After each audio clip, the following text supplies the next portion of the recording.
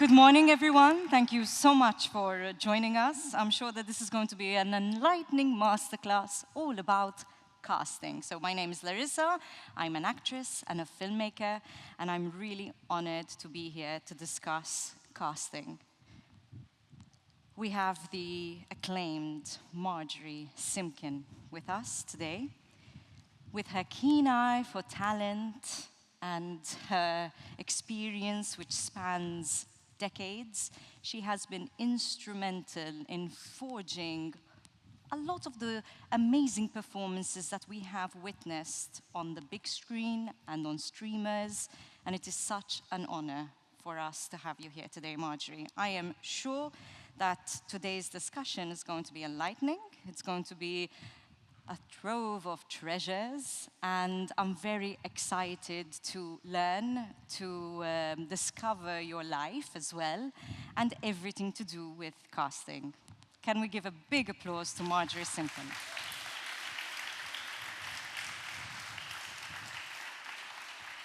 Thank you. Can you guys hear me? Can you hear? Yes, yes, yes. Can you hear Good, us great. well?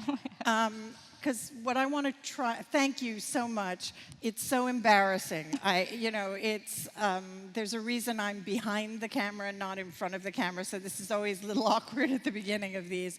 But I want to try to make this as, I'm very practical and as useful as possible. So what would help me a little is I'm going to ask you all a few questions about yourselves, and if you could indulge me so I know who I'm talking to, and then try to adjust the responses to your questions around that as much as possible. I'm sure we have a variety, but I'm wondering how many people live in Malta that are here today? Wow, fantastic. And how many people are here for the festival? You can be neither. Are here just for the festival? Okay, great. How many of you are in the producers end of things? A few of you, great. I really love talking to you, honestly, because I feel like, yeah, anyway, we'll get into that. How many of you, and you can raise your hand more than once, because these days lots of people do lots of things, just like you do. So how many of you are directors, writers, and actors? Okay, we've got a great variety. That's fantastic. Thank you. That's super helpful. I also want to say a personal aside. This is what my hair looks like when it's not in Malta in this heat. It's like, I gave up on day 2 here. It's a lovely, lovely place, but really tough on the hair. The humidity, you know. The humidity. It's very humid, Margery. So go ahead. So, Marge, I want to delve into your story before we go into some questions. Tell us about who Margery is, how did you end up in casting, and your journey throughout. Because then we can pinpoint certain questions for our audience. I got into casting and the film business in general by lying. I think that's an important thing, weirdly important to say, because I had worked in the arts, and in the stupidity of youth, I somehow thought that if only I was working for profit, I was working in nonprofit, in nonprofit theater and dance world. I knew early on that I had no talent, performing talent, but I was interested in the arts, and I think that's true of a lot of young people. They think, oh, I want to be an actor, and one time on stage ever in high school, the curtain opened, and I wanted to flee. You know, I just wanted to get out of there, so I knew that wasn't for me. And then you sort of go, where do I fit? And so I went into management, and honestly, the nonprofit world, all you're doing is begging for money. And I thought, I'm going to get into the profit world, and I won't have to beg for money.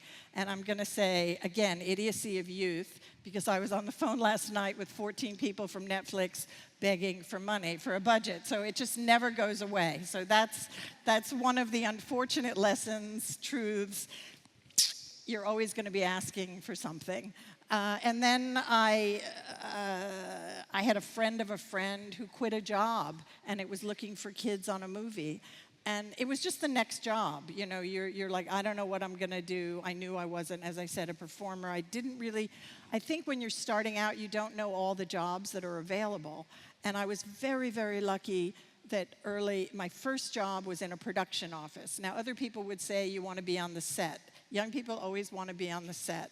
I urge everyone to work in the production office, because in the production office you learn everything about every department. It's a little harder now because there aren't as many phone calls that you can eavesdrop on. Everybody's doing email.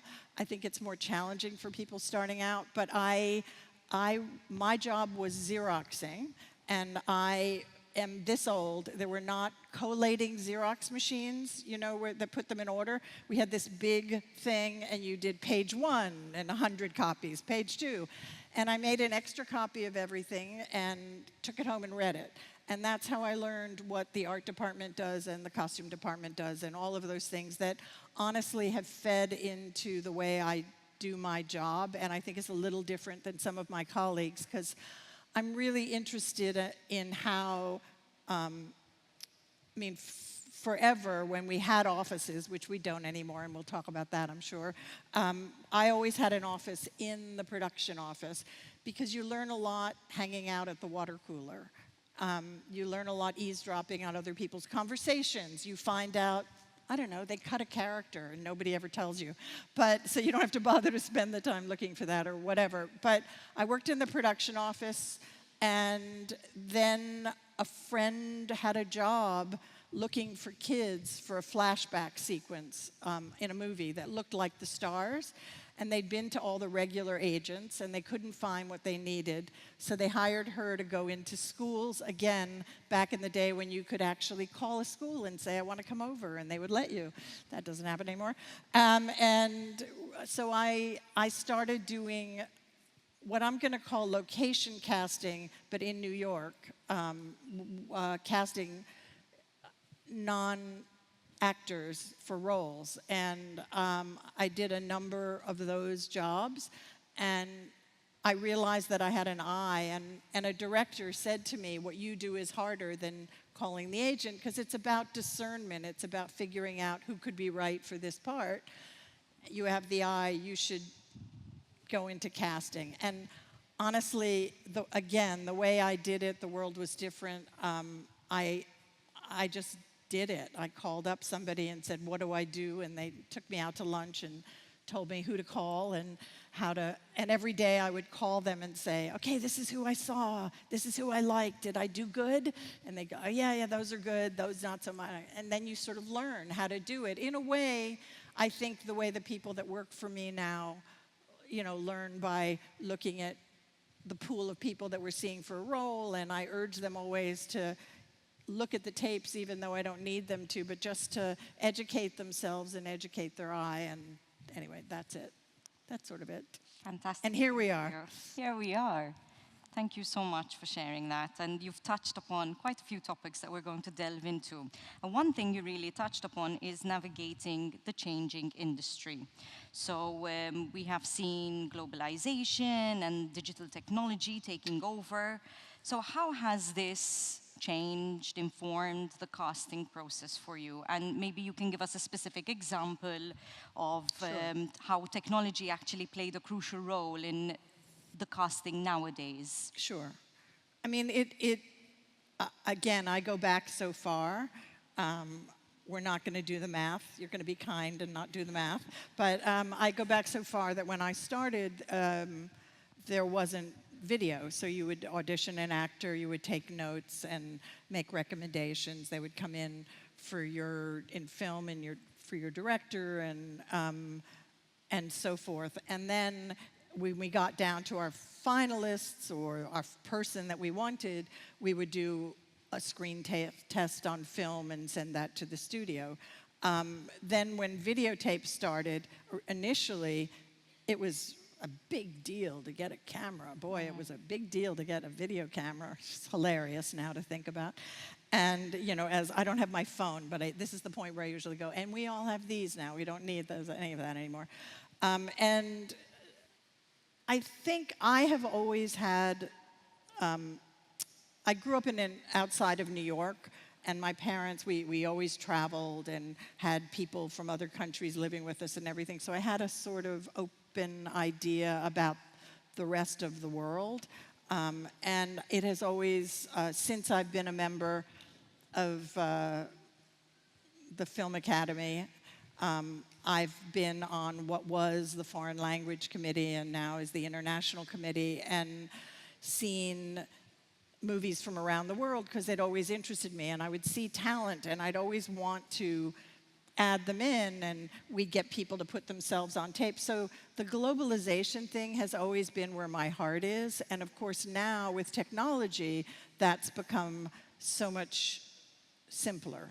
You know, I know there are a lot of actors that are unhappy about you and I talked about this, about the taping process. Look, everything is a plus and a minus, but what the taping process has allowed it to do is open up, truly, we all talk about, you know, equity and inclusion is not just about different genders and different ethnicities, but inclusion is about different locations as well. So, you know, in the States, it means that somebody who's in a small town in Texas can send me a tape and they don't have to live in Los Angeles or New York anymore, or even Atlanta or New Orleans or one of the major film centers. They can be from anywhere. And on a project that I did last year, we needed a little girl. We wanted a little girl with an American accent. And I ended up casting an 8-year-old girl from Scotland whose drama teacher sent us a tape of a bunch of kids from her drama school, which I think lazily she does this so she doesn't have to prepare classes. She just gets the breakdowns and sort of hands them out to the kids. And they were all kind of awful. And then there was this one kid where we both went, my partner and I were like, whoa, she's really, really good. But she had this really thick Scottish accent, which was not going to work for us. And I called her mom. The teacher said, no, she can't do an American accent, sorry. And I went, she's so good, let me try. And I called the mom, and poor kid was asleep. She woke her up, dragged her out and said, can you do the scene in English? I was like, half asleep. And she did it, like, perfectly. And later on, I asked her where she learned how to do an American accent, and she said TikTok. Well. So it's astounding to me and really exciting, and she's remarkable. And her parents are bewildered. The mom is a secretary for the local council, and the dad's a builder, and they don't know what they have. And she's not even a particular acting kid. She's really much more interested in horseback riding, I think.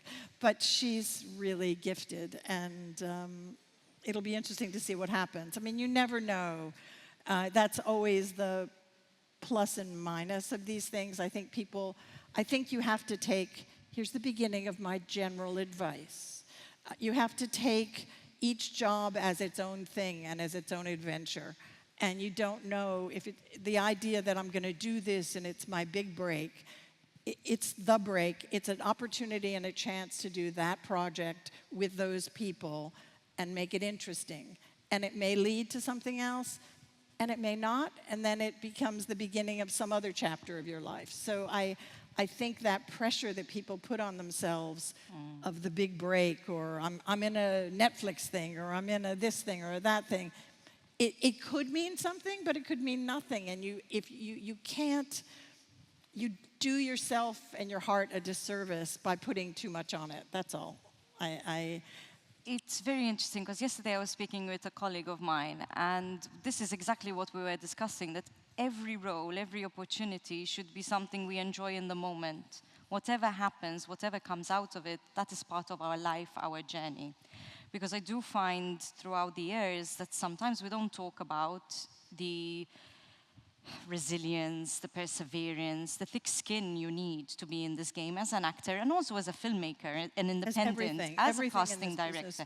It takes a lot of time, but you need to find the joy within that journey. Absolutely, because you don't know when anything, you know, and also you get a role, you don't get a role. It's not that you're good or bad, it's that you're not what is needed for that piece. And an example of that is on the very first film that I ever worked on, when I was looking for the kids, I found this kid in a school, and he was fantastic in the movie.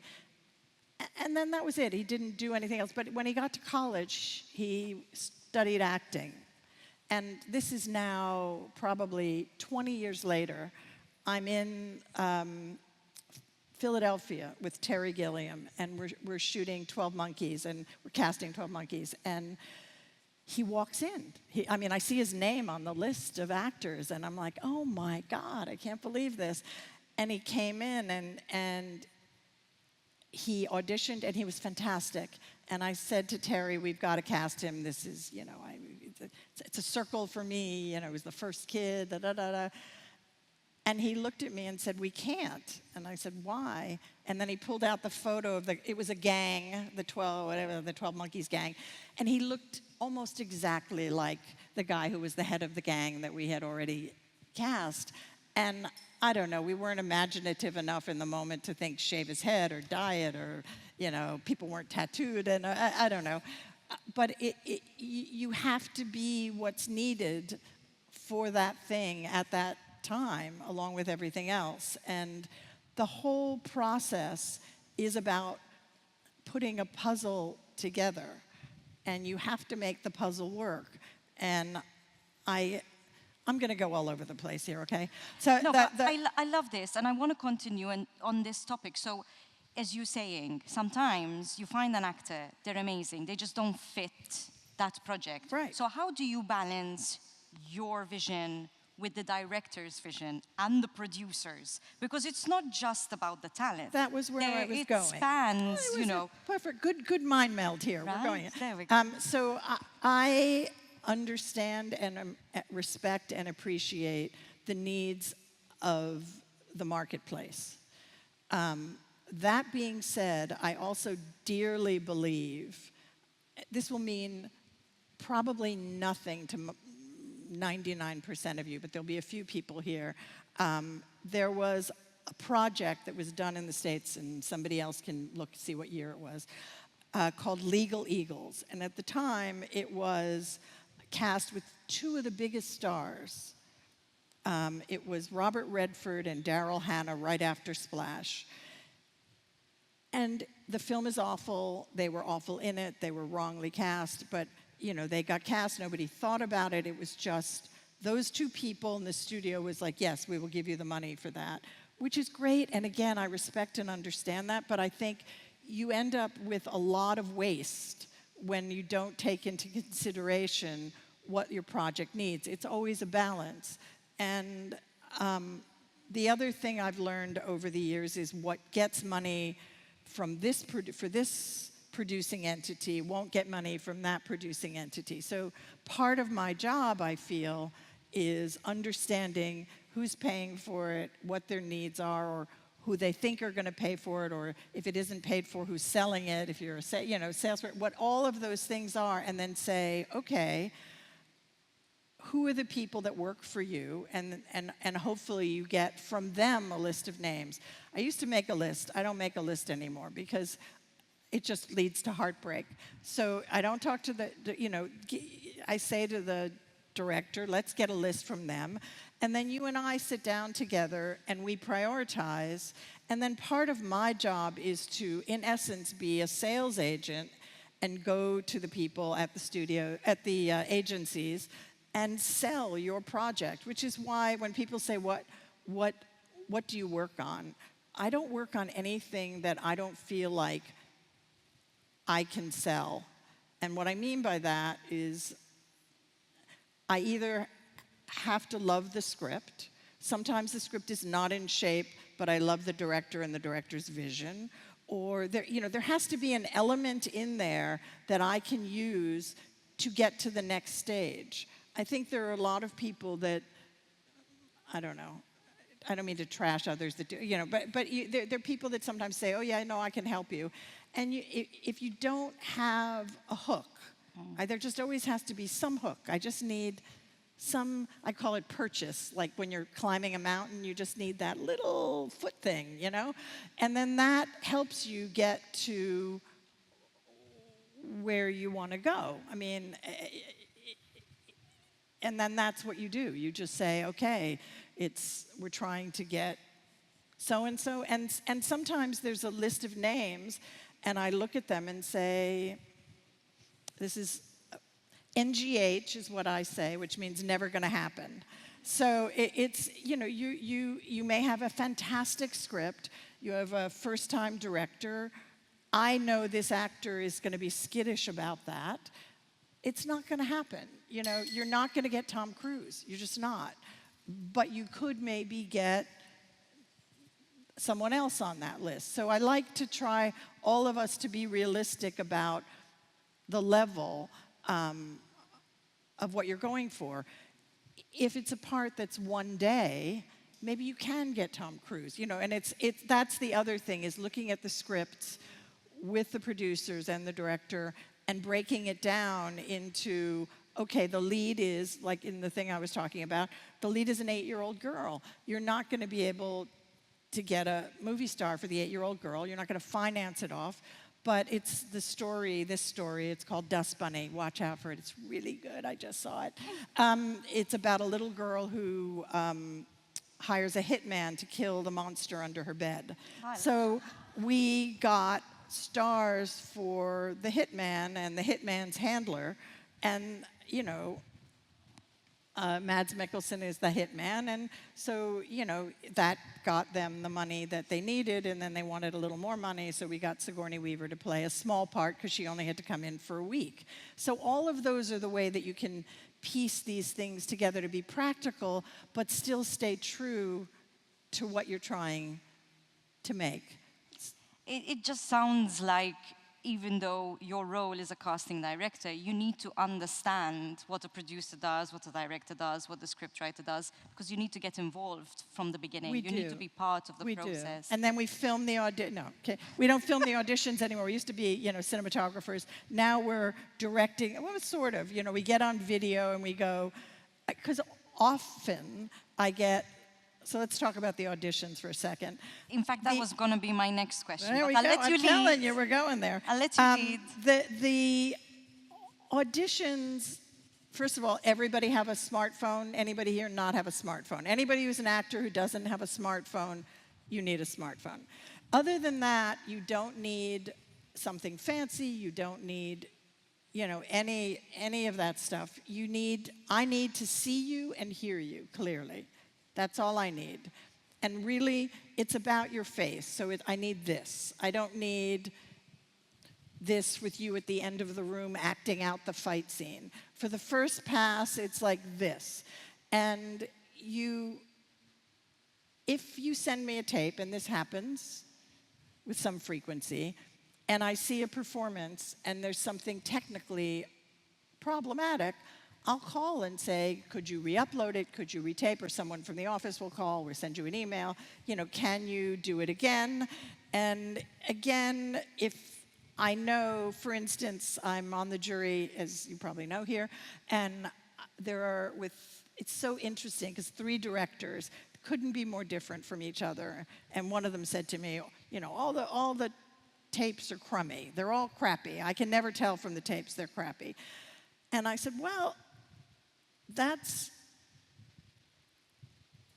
I know this about you, and if I were working with you, or whoever works with you needs to know that if they're in love with anybody in particular, they need to go back, call the actor on the phone. I'm forever saying, do you have a cookbook? Raise your camera. I also think it's really useful if you go around your home and see before, on any day, just on a day, tomorrow, and see which window is good for you to stand next to, where you have good light, how you can set up a camera. Be prepared for when the audition comes in, that you're not then, because you're going to be stressed enough about that, that you're ready to do the best and clearest image. And then, again, if I was working for somebody like this, and I know that I have to go back and with the 10 people or 5 people that I'm really strong about, have them redo their tapes. And I literally get on the phone with them on a Zoom and have them move the camera around, know that shirt is bad, go in your closet, bring me out another shirt. Very handy when people are home for the wardrobe change thing. I used to keep clothes at the office. Now we just have people go into their wardrobe. And you can make it look good enough to get to that next place. And then we do callbacks online with the director. And again, these days, your director's in Toronto, your actor's in Tanzania, your producer's in Los Angeles, I'm in New York or wherever I am, Malta. And you can all be there together. So that I get the negative, but there's also a positive opportunity. And when you need to give somebody notes, you give them notes. Okay, off the soapbox. There was, again, I was having a discussion with one of my colleagues this morning before we started this masterclass, and there was one thing they mentioned, and it really struck me. So I'm stealing the question right now. Okay. And I'm going to ask it to you. Go. Do you see a difference between European and American casting? I understand it's globalized now. We're opening up. We can, find actors from a variety of places. However, I'm yet to see different accents on series that are prominent, right? We're seeing it. We are seeing it. I think since the pandemic, with a big change during the pandemic, and again, all of us have always tried casting. People worth their salt have tried this forever. But I think that certainly the things I work on and the things that seem to go globally, even though the bulk of them are now made in the UK, they do have the Hollywood American sensibility. And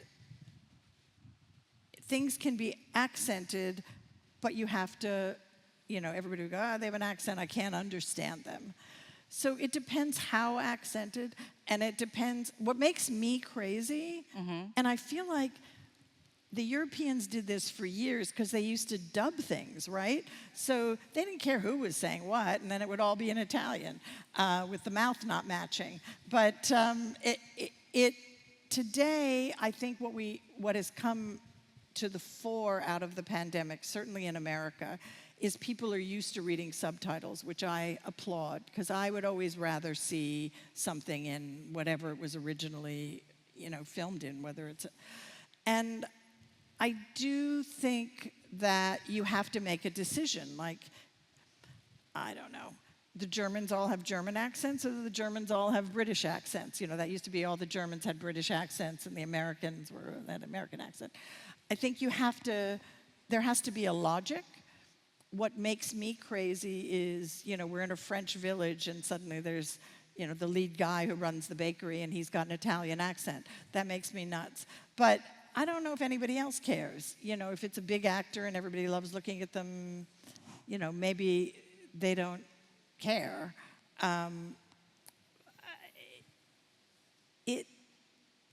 What I think is the difference, what seems the difference, and maybe it's just the films I get to see from Europe.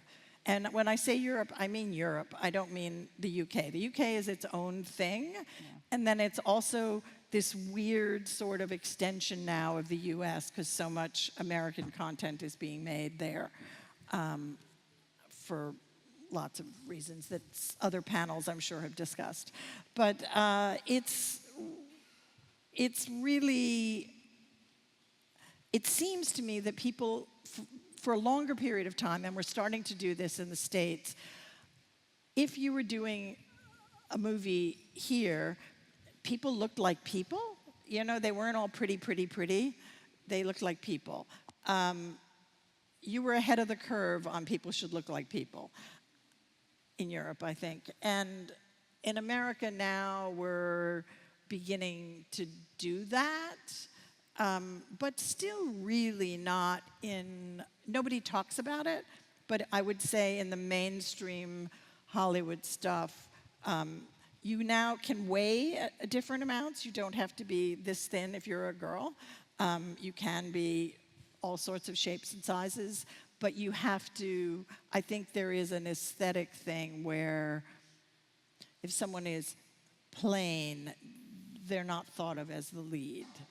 But what is pretty has definitely grown, you know, and as we've become more inclusive in terms of other ethnicities and all of that, I think that all of that is expanding a little bit. It's like we're, you know, we have this understanding going on, because my next question is about diversity and inclusion. Could you discuss a project that was the main priority, that the cast needed to be diverse and not your standard Hollywood? It is always the case now. Yeah. And whether or not you're feeling it because you haven't seen the movies yet, it's definitely, I mean, to the point where, you know, in some form, we used to have a board up on my wall, now we have a document in your computer, but everybody looks at it and goes, okay, we don't have anybody who's Latin, we need to have somebody who's Latin. We don't have anybody who's Asian, we need to have somebody who's Asian, you know. So there is a real push to do that, I think, with regularity and everything, unless you're doing a movie about the knights in Malta. So then it's a choice. Do you make all the knights Caucasian or white or whatever term we're using, the way they were in the day? Or do you do what the British have done for a long time and do colorblind casting? Again, it doesn't matter what it is, as long as, you know, there's an understanding. It's like rules of engagement. If you're playing a board game, you have rules. So it doesn't matter what the rules are, you just have to all decide what the rules are, and then you move accordingly. There's no right or wrong, I don't think, on that. I guess I fell into the trap. I started watching Bridgerton, and I guess what you're saying, we see that in Bridgerton. Everybody is so diverse, and they created their own rules. I mean, there is sort of historically a thing that, you know, Queen Charlotte was from the West Indies and arguably might have been blah, blah, blah, blah, blah. So I think that was a jumping off point. But no, it's its own world. You know, it's completely its own world. But they've been doing that long before. And of course, they did it on stage, I don't know, for decades, you know, where the Shakespeare Company or whatever would cast whomever and whatever.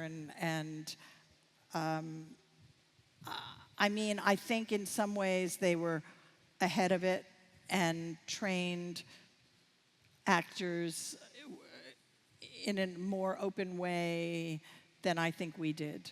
I mean, it's interesting for me, again, I'm going to say the decades and decades that I've worked. When I look back at things I've done and fights we had on this front, I, you know, there's a lot of things I did that would be different if we were casting it today, for sure, which is, you know, interesting and exciting. And I don't know, I don't think I would have won the battles, but sometimes I look at some things and think, could I have fought a little harder, you know? But you are now as well, you have been, so that's fantastic. I would love to touch upon something you mentioned when you were talking about your life and your experience, the importance of building relationships, whether you're an actor, a filmmaker. What do you recommend that actors learn? The business side of things, the importance of networking, the importance of, do you just email a casting director? Do you go through your agent? What do you like? Is there a standard to follow? Because as an actor, I've heard a lot of things. Yes, email me. You don't hear back, or you hear back. Or no, go through your agent. Or if it happens, it happens. So I'd love to hear it from your point of view and give us some insights on the best way to propel the career, because you have to work at it as well. All that you can do is do good work. You know, and I mean, honestly, that's the bottom line. And the whole networking thing, I understand it's very frustrating. All of us who work in this business, or most people that work in this business, except if you're at a studio, you know, as an executive, you're working part-time. You know, we're all out of work. We're all waiting for the next job. You know, we're all waiting for the next job. And so it's frustrating. I think it's even more frustrating for actors. I mean, I once thought about this. Tom Cruise, one of the most successful actors on the planet. How many days a year do you think he actually acts? Really, there's 360, maybe 100? Maybe a third of the year, maybe on a big year, you know? So you got a lot of time. So of course he's filled it in, he's producing, he's whatever, you know, all those other things. But it's frustrating to sit around. And for decades, actors would send these postcards. You know, you get these postcards. And there was a company that would sell all of our addresses that they could send the postcards. And everybody would get the postcards, and they would immediately be filed in the garbage can, the circular file, we would say. You know, and on one hand, I understand and appreciate it gives somebody something to do. But it really, if I get a postcard from you and I'm not working on a project you're right for, it doesn't help. I can't, the volume of people is so enormous, I don't keep it all in my head. So what you have to do is do good work. And when people say, should I move to LA or move to London from here or whatever, I say no. You know, stay in your home turf. And these days, again, that's a smartphone I can't hold up here, but you can imagine. You can make projects with your friends. I mean, when you talk about networking, I say find a cohort of colleagues to do things with. And that's,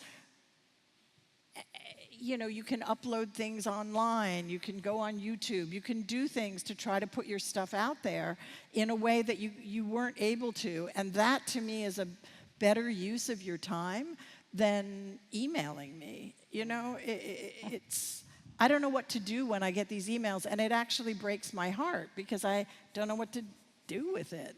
And you sort of get annoyed the way you do when somebody, I mean, we've all had stalker stories. You know, there was this crazy... Please tell us more. Huh? Well, no, I mean, there was an actor who would, you know, found out my home address and would, like, be outside. And it was creepy. And, you know, I'm not one of the I didn't get hurt. It didn't, you know, it was harmless.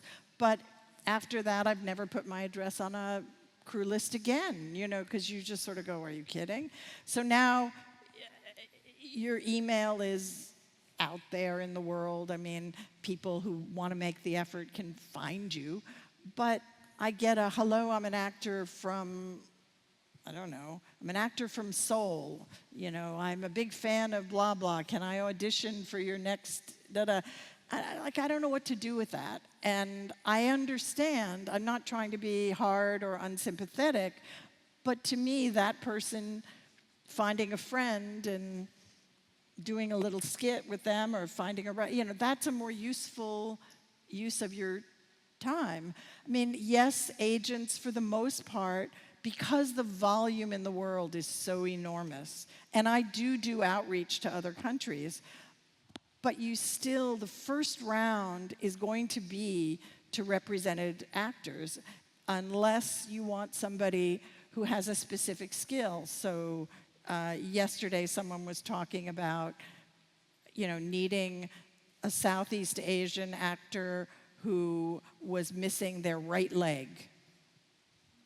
So that you kind of, you know, have to do homework on and reach out to figure out where would you find that person.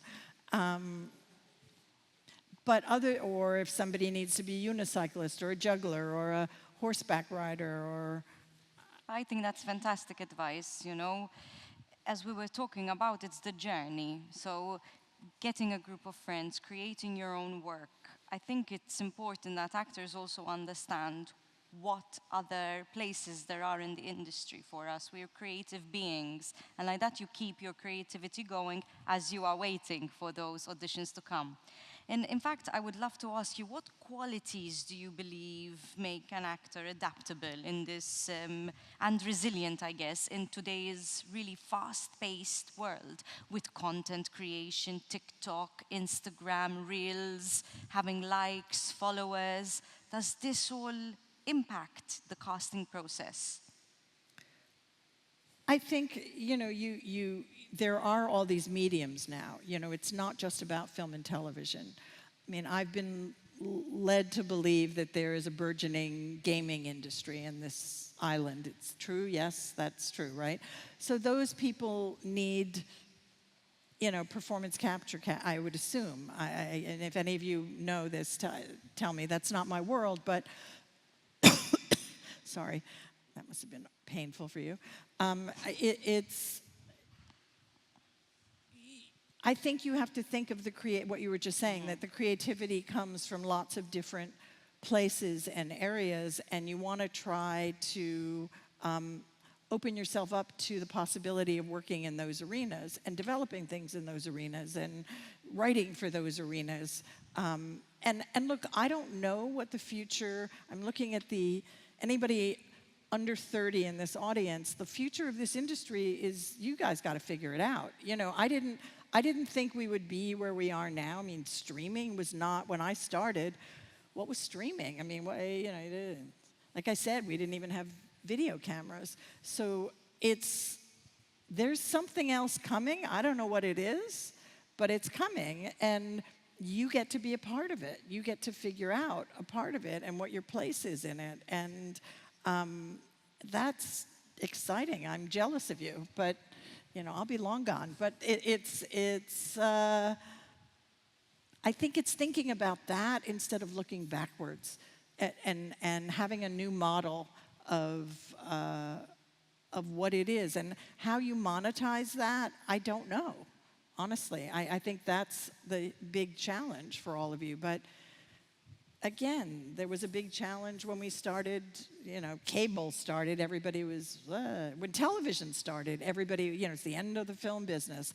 And I think there's a place for all of these things, and I hope, you know, they sustain, but it's almost like you have to prove your worth in digital before you can get to use analog now, right? Because it's so much more expensive, but it's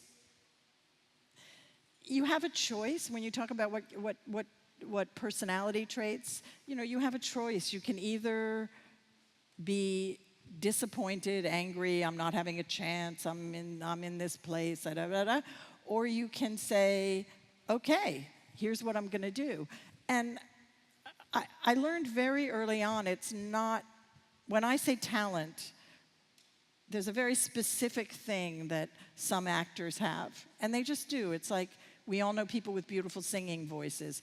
All of us can take singing lessons, and we will be able to carry a tune pleasantly, you know, even perform. But those great singers, you know, there aren't a lot of them. And it's the same thing with talent in actors. You have the gift or you don't. But even if you have the gift, if you don't always also have the resilience and the desire, and I think these days the imagination, it's very hard to prevail. And a famous director, old director from a very long time ago, who made some very wonderful movies, you can all look it up, Margery, you know, once said to me, you know, there's actors and there's stars, and they're not always, some stars are actors, but not all actors are stars, you know, so it's a different thing. And I remember going early on in my career, there used to be, you know, the acting schools present themselves. So the 3 best acting schools in America, they don't do it anymore, but they used to do their presentations together on one weekend, and all the casting people and agents would go. And there was one guy who was smart enough to do a funny scene one year. And he was great, and he was really good. And everybody wanted to represent him. And 5 years later, nothing had happened. And 15 years later, nothing had happened. And I think he gave it up. I don't really know, but I think he didn't have the stomach. You have to have the stomach. If you don't have the stomach, this is the wrong world for you, you know? And that's on every front.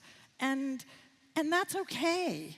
Or if you don't have the stomach to be one of the key positions, but you love, I don't know, model making, then there's a place for you. I mean, that is that thing you were saying. There's lots of other places in this business. I didn't know this job existed when I started. You know, it happened by accident. And weirdly, I'm good at it. I don't know why. I cannot sing, and I definitely cannot act, but I can do this thing. I can see when someone walks in a room if they're in the zone of what we're looking for, and I don't know why, but that's where I think we're all intuitive about different things, and that's the thing that I have. And it's weird, but there it is. So when someone does walk in the room, let's say you've had, you know, an actor has the opportunity to come and audition for a role, but they're just not right for that role. Do you keep them in mind if they've done a good job? I mean, sure, but I may never have a chance to use them. You know, there's plenty of people I've met along the way that other people had the opportunity to put in a role before I did, and then they were gone, you know. But look, there's different levels. There's crazy amazing, of which there are a handful. You know, it's like magic. You know, I remember I have three interviews. I was interviewed for television 3 different times, 10 years apart each time. Okay, I'm giving away how you know. And it was, who are the biggest action stars in the world today? It was the same people over that 20-year period. You know, it was the same people. So there aren't a lot that break through that are extraordinary. But an example, I was working on this television series, American Gods, and a manager called me and said, I want to put this kid in Ireland on tape for you. I think he's a little young. And I said, I can't cast a 14-year-old from England to go to Canada and the mother and can't do it. And he said, I just want you to see this kid. I think he's amazing. You know, maybe it'll be, and every once in a while, something's so amazing that you figure out a way to make it work. So Barry Keoghan, who I'm sure you've all seen in something at this point, puts himself on tape, and he breaks the rules. So nobody do what I'm about to say, because it is actually a bad idea unless you're that, which is he put himself, he made like a little movie, and the scene was in a car, and so he had a friend film him in the car. And that's sort of his shtick for years. He would do these little mini movies. He didn't catch our attention because of the mini movie. He caught our attention because he was so astonishingly amazing, but way too young for the part. So yes, a couple of years later, it was like, who was that kid in the back of the car? And, you know, we dragged him out again. But for the most part, that's one of the things I count on the agents and the managers to remind me, you know, remember she came in for such and such. I mean, that is another digital thing that's great, is now all the auditions are pretty much in the cloud on this one site, so I can go back and pull things. And look, I can't remember my own name tomorrow, so I go, says whoever's working for me, who is the thing with the that and the red hat and the thing and that, you know, and then they remember. But so yes and no is the answer to the question. You need to be reminded. And I also really like the freshness of every new job. You know, I don't come in and go, this is who should be in this movie. It's like, I don't know, clean slate, empty page like a writer, you know? All right, here's the project. I've talked to the director, so I think this is where we're going. I have an idea that they may not have brought up, but I have an idea, like, could maybe, okay, I'll show them a 40-year-old guy, but I think it might be interesting if it's a 20-year-old. I mean, you know, now he's a 40-year-old guy, but Giovanni Ribisi, that part in Avatar, the first Avatar, was meant to be, you know, an older corporate guy. And I thought it would be much creepier and more annoying if it was a young hustler guy. And so he was the young hustler guy. And it worked out. And it worked out. I asked that question because in my career, I was always told, treat every audition as it was a job, right? To go into the room and be confident, present, do your best, and leave a long-lasting impression. And it will. I mean, look, you remember the jerks, I'll tell you. I have, there's a few, I call them no-fly people, you know? They're like no-fly. And even if they're famous, then they'll say, I want so-and-so, and I'll go, okay, let me tell you, they're a jerk. One day, fine, a whole movie, I like you too much, you shouldn't work with them. You know, there are people who treat us badly. I know that sounds dumb, but they do, you know. So what are the don'ts? Well, I think don't dress up as the character. If you're a doctor, you don't have to wear a white coat. But don't come in flip-flops and shorts and a T-shirt if you're in for the head of a bank. You know, you have to kind of, because I think you'll perform differently if you have a collared shirt on. You know, I mean, this sounds obvious, but you'd be surprised what's walked in the door. And look, there's always exceptions, and do what you need to do to give your best performance. I'm not big on props in an audition. I think it distracts. You know, this is what we're interested in. And of course, you know, you don't have to worry about the flip-flops now because you're on tape, so you can have the flip-flops on because I'm only seeing this, right?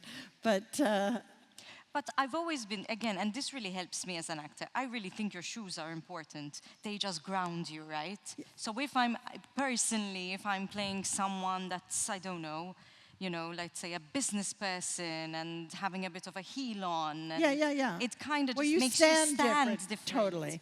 I think actors, as much as possible, and again, I understand there are exceptions when this is not possible, you should stand for an audition because it will give you energy. If you're sitting, you're going to be like this on some level. So, you know, I don't know, if it's the quiet scene where you're breaking down, maybe I never give those scenes because I think I think there's scenes that are unfair to give for auditions.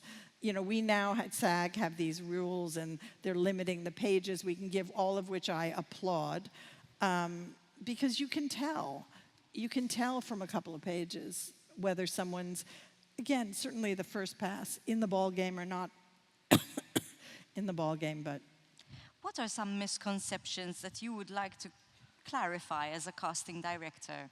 Or is this something that maybe we have already touched upon? I am not an agent. We all hate being called casting agents.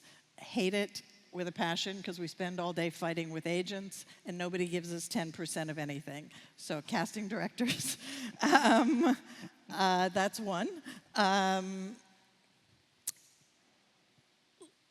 I think we are imagined as the people who say no. We are, in fact, the people who say yes, and we want to say yes. And every audition, I hope, is the right one, so I can, you know, find what I'm looking for. So we're really looking for yeses. And we are, and we wish you well. And I think there's this image, you know, that comes from old movies of, you know, the casting director, you stink, goodbye. And I think that's a big misconception. I don't know. I do believe that, you know, every person that comes to you, you want them to fit that role. It's going to be easier for you, I guess. Absolutely. I want it over. No. On to the next one. And any last, we've spoken about tips to stand tall, not to worry too much about your tape, nice, clean background?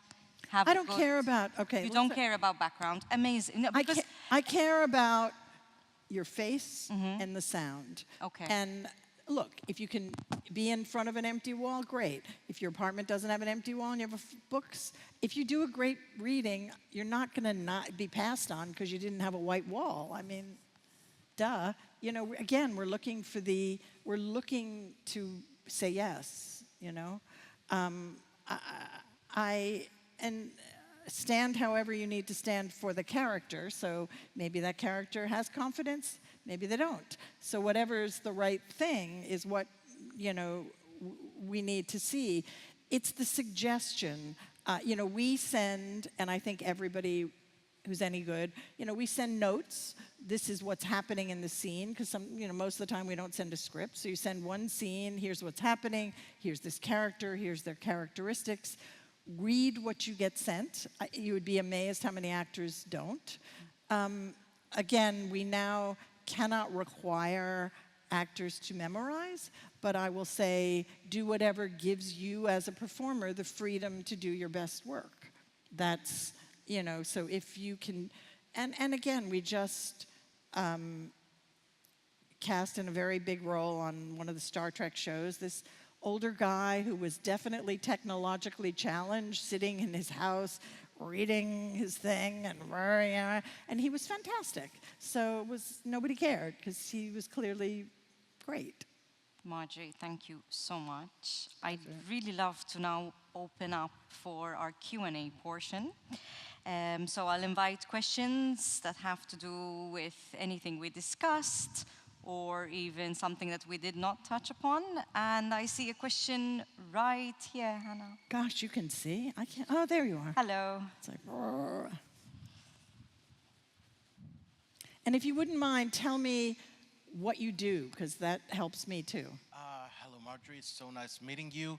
My name is Alexandros Lizardos. I work for the National Broadcasting Corporation of Greece as a cinema critic. And also I am a director in my country.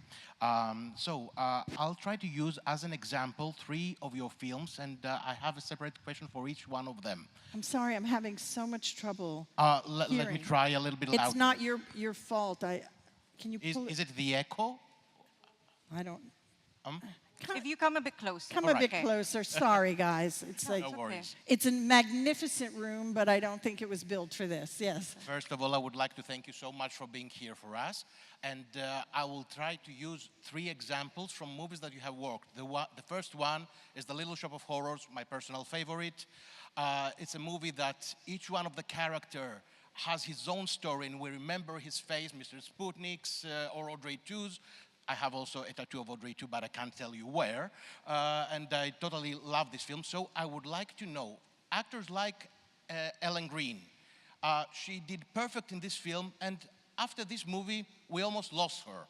How difficult is having in mind that some people, they are only for one thing special, or maybe their career won't follow, you know, the guideline of a great film? That's the question about the first film.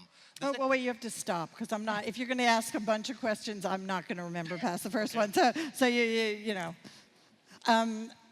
First of all, thank you. I love that movie very much. It's always amazing for me in these talks, who sees what? I mean, people will suddenly, something I forgot I did. I did not forget that one. I loved working on that movie. I mean, look, Ellen had created the role off Broadway, so I am not responsible for Ellen being in the movie, except to say that that's an example where everyone creatively pushed to have the original star be in it, even though she wasn't a box office. She wasn't going to pay for that movie, which was a very expensive movie to make, which is why all of the cameos were cast. I don't know if any of you have seen it, but there's a lot of sort of stars of the moment, of the time, that were cast in all those other parts, which is another way to, you know, to do it, which is you cast up secondary roles. They all came in for very short periods of time and did it. And, you know, I do think it does happen where when someone is so distinctively remembered for a particular role that people think of them that way. You know, Daniel Radcliffe is forever Harry Potter for all of us, right? So he has really made an effort to, you know, push the envelope and try and do other things. I think it was a little more challenging for her. And the second part of the question has to do with the second part of the question has to do with the movie Mermaids. You had a totally unknown actress, Christina Ricci, back then. In what? Unknown. In Mermaids. In Mermaids. Mermaids. Oh, in Mermaids. Yes. Oh my goodness. Unknown actresses. Wow, You there's had it. one from the past. Go ahead. Or is there anybody else in this room that has ever heard of this movie, Mermaids? Oh my God. Fantastic. Okay, I'm flattered. Touched. So you had a totally unknown actor. Clearly you like Frank Oz, but go ahead. You also had the Winona Ryder in the period that her career was enormously big, and you had a diva, Sir. And you put all of them in a middle-class stereotype. How is your difficult was for you understanding that there's a way to make them seem like a real family?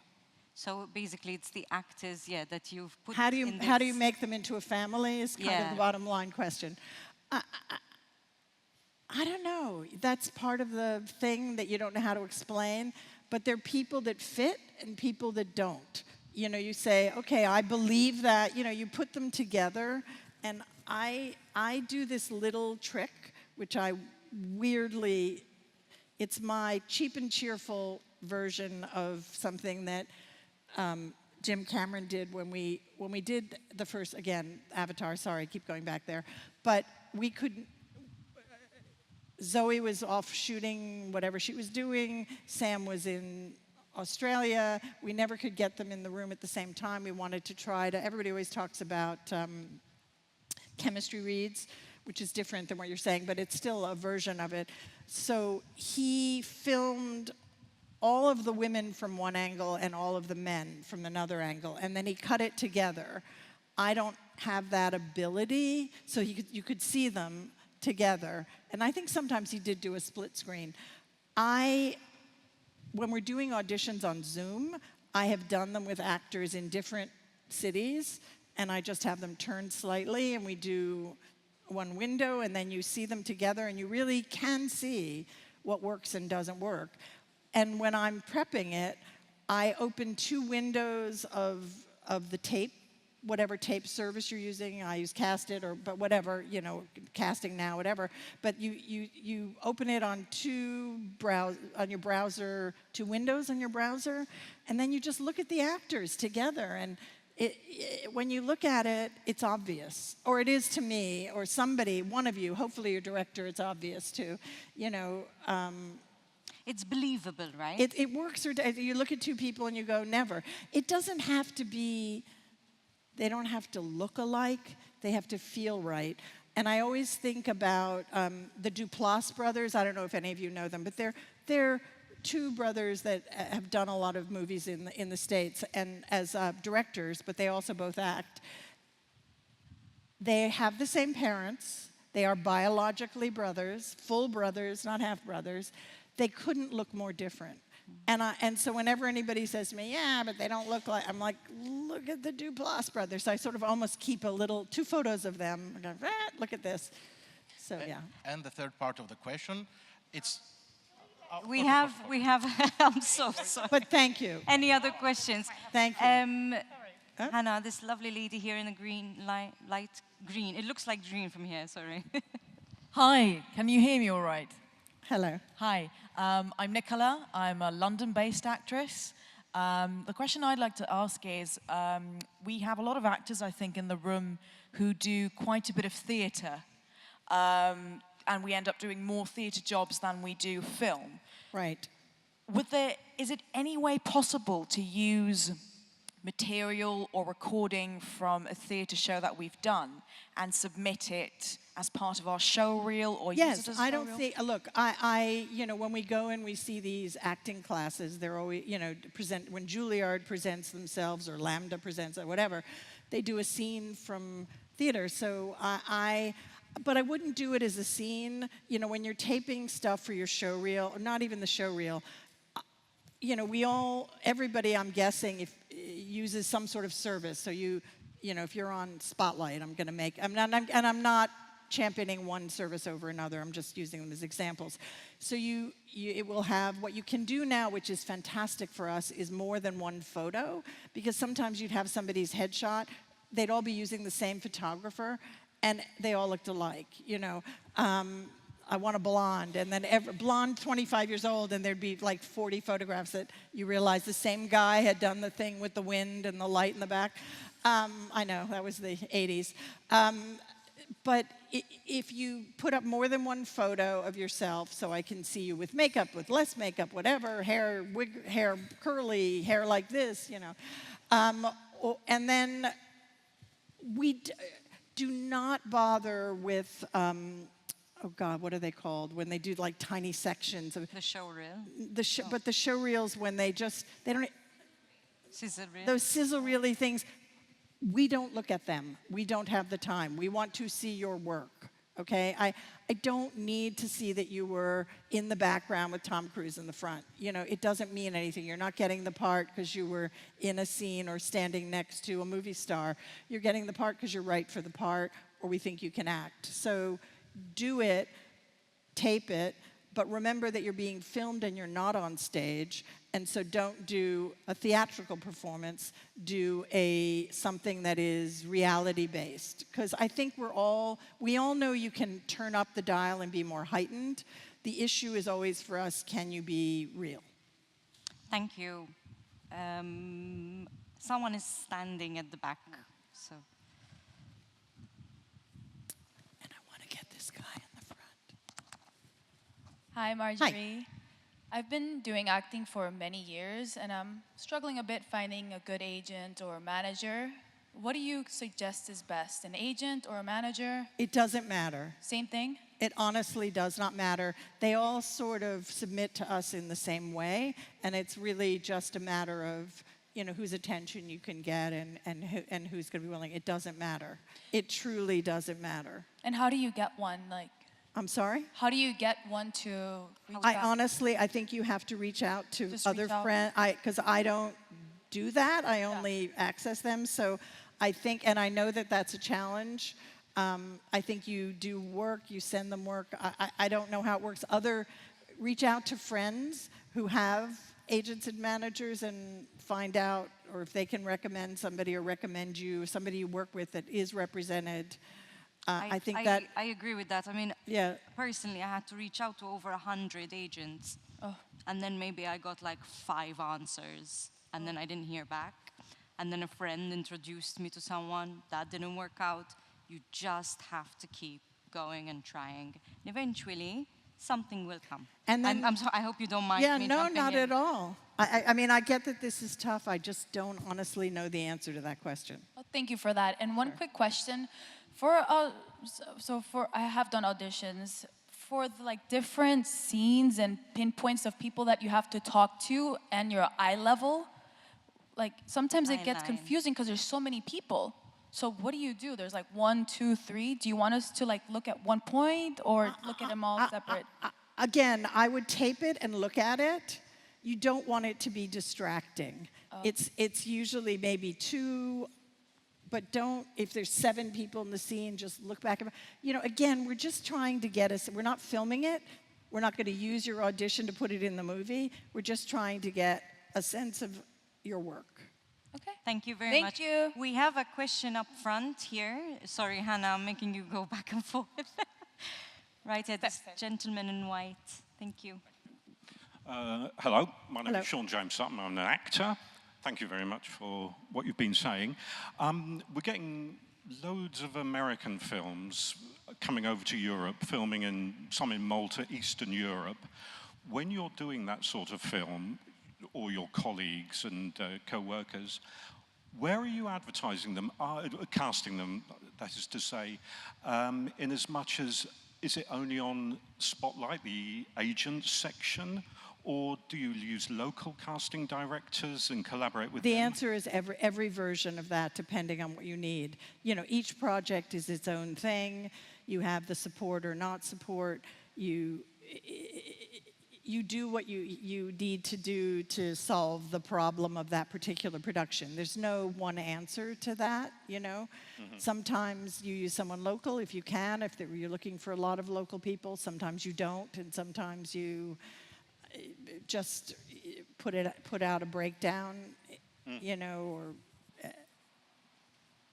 But if you were casting something in Malta, because there are no, or very few, sort of major casting directors here, why is it that they bring so many actors over when there are actors here? It's probably not your field really, but in terms of the I mean, production again, I side can't, of it. it depends on I don't know what the needs are of that project. I don't know what they're trying to do. I don't know what there's sort of tax elements. I mean, there's sort of all kinds of versions that come into that decision. So Every project is unique. every project is its own little puzzle. So there's no specific We've answer. just got to keep looking everywhere. You just look everywhere. Yeah. Thank you very much. Thank you. Thank you. The lovely lady with the glasses. Hannah, please. Thank you. Hi, Margery. Hi. Thank you so much for this wonderful talk and being so honest and candid with us about how you do what you do and how you make miracles, basically. My main question mainly has to do with acting colleges and acting schools. It's a very big thing in Malta where I have a lot of friends who have gone to acting schools in Ireland and in the UK on the basis that at the end of their third year or fourth year, there's this big show that agents and casting directors go to.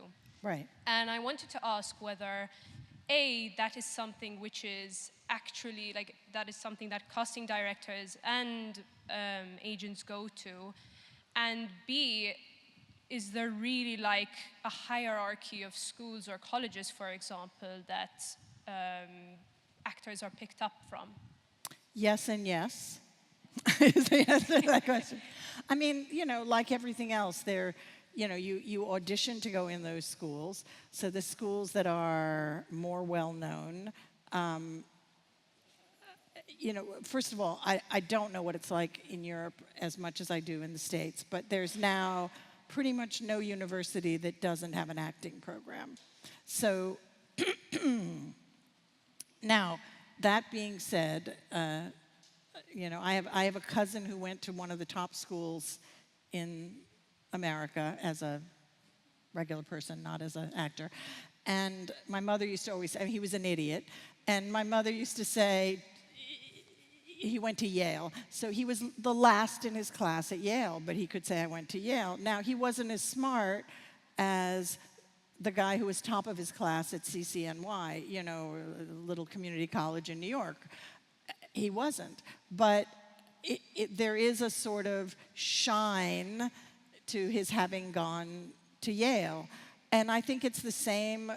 Unfortunately, it's not legitimate. The truth is there are talented people who have gone to schools I've never heard of, you know, and there's lots of talented people that have never gone to a school, you know. So it isn't a guarantee that if you go to Yale Drama, you're going to get an agent and, you know, have a fantastic career.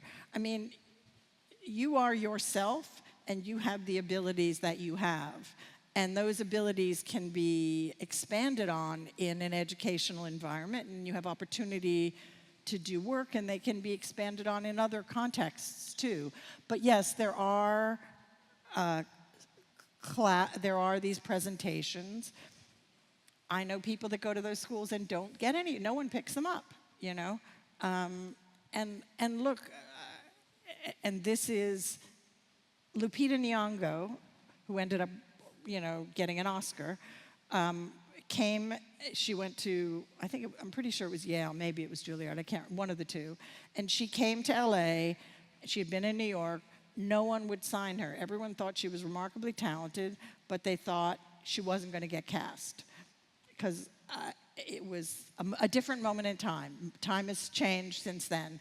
And she got picked up by a manager who really believed in her, and who fought for her, she had been turned down for that, fought for her to to re-audition and pushed her for that part. And, in that sense, there was a fantastic opportunity for her. It's not always the case, and I think you have to go into these schools the way you go into all the other stuff we were talking about. It's an opportunity, it's an interesting intellectual experience, it's an interesting creative experience. You'll meet other actors, no matter where you go to school. You're going to meet other people that are actors and writers and directors and all the things that gather around in those places. And you may find your person and your peeps and your turf in a college you've never heard of, which isn't to say that you shouldn't try to get into, I don't know, Lambda or something. Bad example, good example, I don't know. But it's a tricky thing. The honest answer is there's no answer.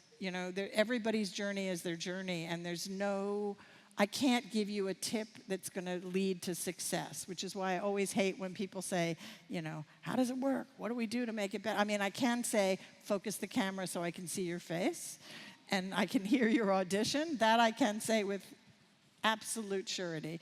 But the rest of it is just, and you could be the most talented person in the world and not right for any of the things that are being made right now, in which case I say, go make your own thing, write your own material. Thank you very much. Thank you. There's another question here in the front. First of all, it's a great honor to meet you. I'm Bettina Farrugia. I'm more of a composer than I am an actress. And you were mentioning social media earlier. Pardon? Have you ever... Social media. We mentioned social media earlier. What about it? Have you ever cast someone via their work on social media? Sorry, can you repeat that again? I'm sorry. Have you ever cast someone through their work on social media? Have you ever cast someone through social media? I mean, is it acting work on social media or just because they're like big on TikTok? What's the question? Or both? Through their talent, pure talent, not through the talent on social media? Not that I'm aware of, which doesn't mean that they weren't seen on social media by an agent or manager that, thought they were great that way. I think, the hardest thing is capturing the attention of somebody, for sure. That's what this is all about. And there is no question that, and it makes me want to all of us right now, jump out a window when, a producer will go, they've got 7 million blah, blah, blahs on blah, blah, blah. And I go, yeah, but did you see the audition? It's terrible.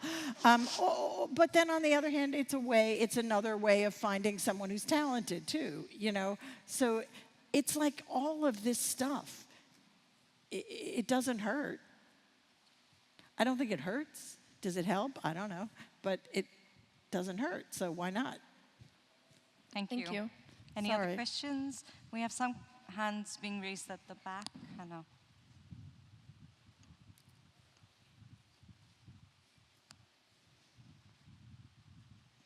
We're good. Hi. Hi. I'm Ava Binder. I am an LA-based actress. My most recent role was Shay on Dear Edward, a Jason Kadam show. And I have been running into problems with Legal 18. So what's your take on that? I don't understand the question. I'm 15. She's 15. I'm a child actress. Yeah. And I've realized most productions that I've gone out for, they love me, but they're looking for Legal 18.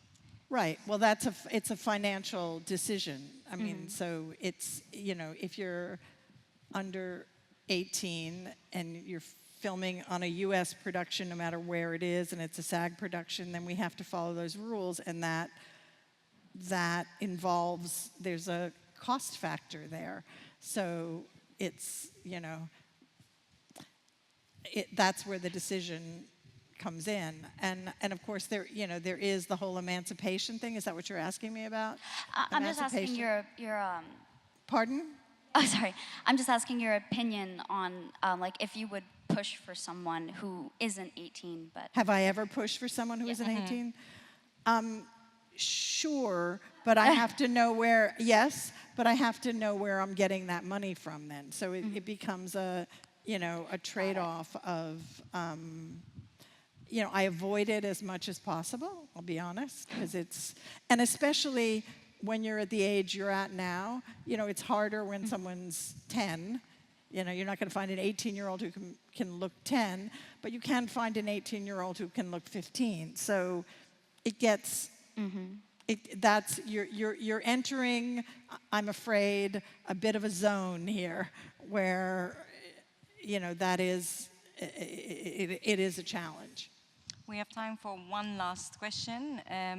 Here in the front, please. Hi. My name is Antonella, and I'm an actress based here. I'm just curious to see what percentage of actors you would cast not out of the US. For example, how big a project must be to consider casting out of the US, so in terms of budgets, visas. So I'm sure you go to the US first, even if you need to cast sort of European actors, I don't know, for practical reasons, or what percentage of Again, it's not, I don't know how to tell you the numbers. It's project by project. It depends on what I'm casting, it depends on if it's somebody who's, I don't know. I mean, if it's guy comes back from World War II and brings the bride, then from blah, blah, blah place, I don't know, then you open it up. If it's a family on an Iowa farm, I'm not opening it up so much, It really depends on what the project is. Yeah. And when I'm working on, for instance, on the Star Trek stuff, which is, everybody from everywhere, we do open it up. English is an issue for us, so we tend to open it up to English-speaking countries before we reach out to Europe, but we find that people from other places have, say, UK representatives if their English is strong and they're, blah, blah, blah. But the visa thing is a big issue in the US. It's not an issue elsewhere, and honestly, most of the jobs I do now film in Canada, and they're much more accommodating about visas, so the visa's not an issue. It's a plane ticket is the difference. Okay. And if you are the person, then you're the person. So well, maybe one short question. Did you ever get self-tapes or cast anyone who is Maltese? I'm just curious. Maybe a lot of people here are curious. Not that I'm aware of, which doesn't mean that I haven't. I'm just not that I'm aware of. Okay. Well, thank you so much, everyone. Please, let's give a big round of applause to Margery. Thank you. I had a great time. Did you have a great time? I did. Did you guys have a great time? I'm sorry I couldn't hear you. Fantastic. This is an amazing, I'm like, can we turn off those lights for a second so we can look at this room? It's amazing. I'd love to acknowledge the Mediterranean Film Festival for organizing all of these fantastic events, the Malta Film Commission, and I just would love to take the opportunity to thank our sponsors, because without them, all of this could not happen. So I'd love to thank our official partners, Inyala, Cineloop, Business Class, the official Maltese Radio 89.7 Bay, and our supporting sponsors, Visit Malta, Heritage Malta, Yachting Malta, AX Hotels, and Spazio Creative. Thank you for coming. We have another masterclass happening at 4:30. And then there's also happy hour happening from 6 till 7 this evening. Margery, again, thank you. Thank you guys for having me. It's really been a pleasure.